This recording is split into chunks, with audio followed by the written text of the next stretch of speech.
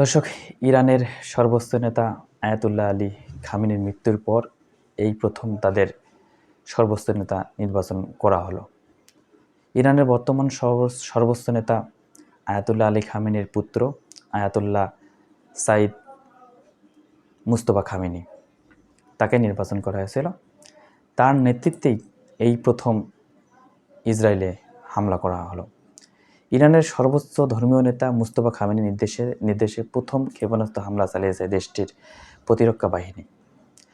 আজ সোমবার ভোরের দিকে মুস্তফা খামেনির নির্দেশে ইসরায়েলকে লক্ষ্যবস্তু করে একগুচ্ছ ক্ষেপণাস্ত্র ইসরায়েল নিক্ষেপ করা হয়।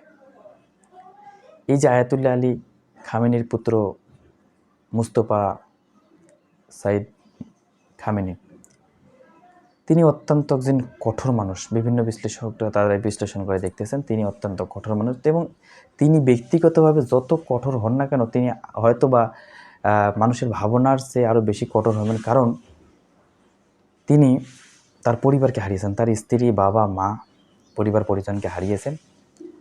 স্বাভাবিকভাবে তিনি ইসরায়েল এবং মার্কিন যুক্তরাষ্ট্রের প্রতি একজন অত্যন্ত কঠোর নেতা হবেন, এটাই স্বাভাবিক।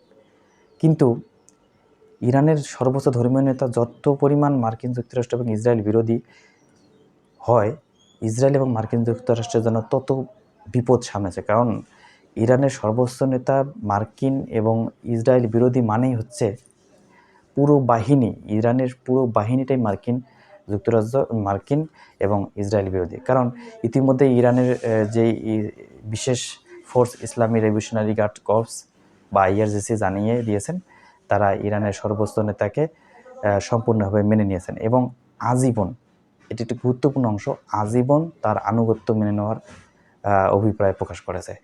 IRGC বলেছেন যে এই সর্বোচ্চ নেতা দ্বিতীয় মেয়াদে যিনি সর্বোচ্চ নেতা নির্বাচিত হলেন বা তৃতীয় মেয়াদে, তাকে আমরা আজীবন আনুগত্যের সহিত দেখব। অর্থাৎ আজীবন আনুগত্যের সহিত বলতে তিনি তার জীবদ্দশায় যতদিন পর্যন্ত বেঁচে থাকবেন ততদিন পর্যন্ত IRGC তার যে অনুমতি এবং তার যে নির্দেশ অনুযায়ী কাজ করবে।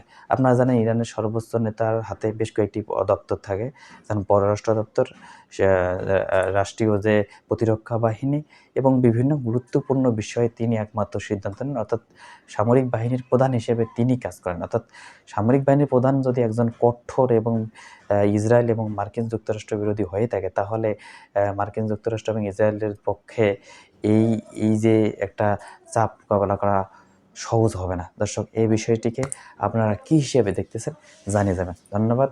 আসসালামু আলাইকুম।